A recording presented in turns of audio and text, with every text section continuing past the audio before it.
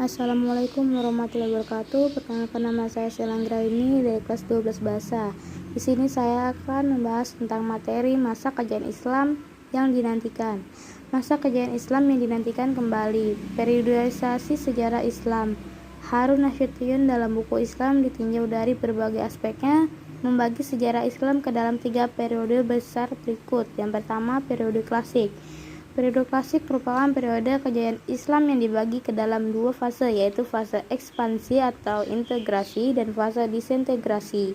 Kedua, periode pertengahan.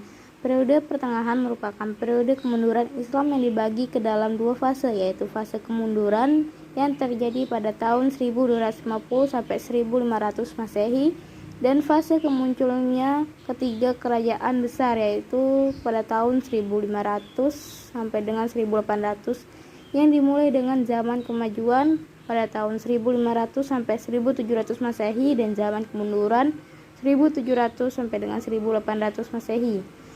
3. Periode modern. Periode modern terjadi pada tahun 1800 sampai seterusnya. Periode modern merupakan periode kebangkitan umat Islam yang ditandai dengan munculnya para pembaharu Islam.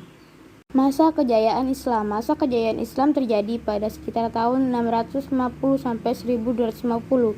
Periode ini disebut periode klasik. Pada kurun waktu itu terdapat 2 kerajaan besar, yaitu Kerajaan Umayyah atau sering disebut Daulah Umayyah dan Kerajaan Abbasiyah yang sering disebut Daulah Abbasiyah. Pada masa Bani Umayyah, perkembangan Islam ditandai dengan meluasnya wilayah kekuasaan Islam dan berdirinya bangunan-bangunan sebagai pusat dakwah Islam. Kemajuan Islam pada masa ini meliputi bidang politik, keagamaan, ekonomi, ilmu pengetahuan atau ilmu bangunan atau arsitektur, sosial, dan bidang militer. Sementara perkembangan Islam pada masa Bani Abbasiyah ditandai dengan pesatnya perkembangan ilmu pengetahuan. Kemajuan Islam pada masa ini meliputi bidang ilmu pengetahuan, ekonomi, ilmu bangunan atau arsitektur, sosial, dan bidang militer.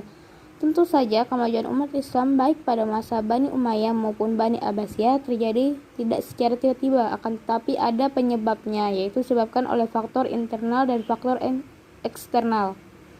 Faktor internal antara lain konsistensi dan istiqomah umat Islam kepada ajaran Islam yang mendorong umatnya untuk maju, Islam sebagai rahmat seluruh alam, Islam sebagai agama dakwah sekaligus keseimbangan dalam menggapai kehidupan duniawi dan ukhrawi.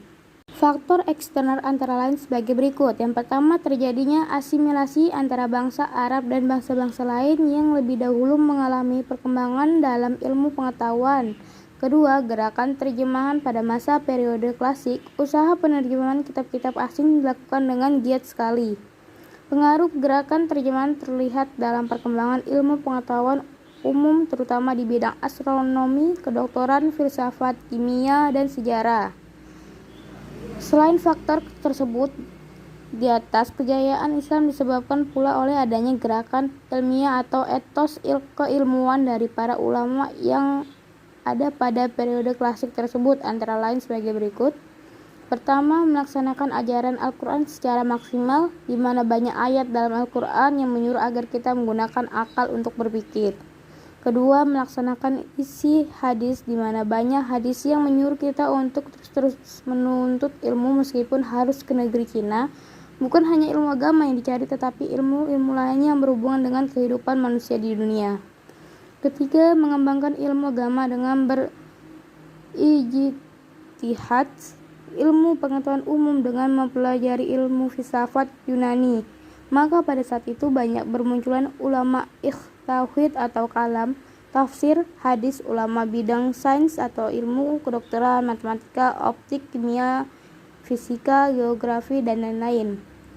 Keempat, ulama yang berdiri sendiri serta menolak untuk menjadi pegawai pemerintahan. Dari gerakan-gerakan tersebut di atas, muncullah tokoh-tokoh Islam yang memiliki semangat berijtihad dan mengembangkan berbagai ilmu pengetahuan, antara lain di bidang ilmu filsafat, bidang kedokteran, bidang matematika,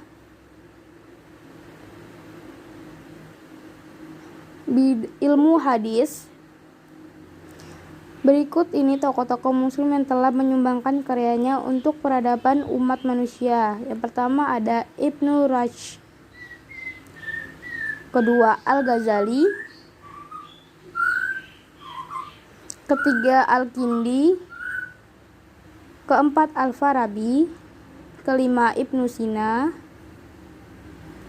Sekian penyampaian saya, kurang dan lebihnya mohon maaf. Wassalamualaikum warahmatullahi wabarakatuh.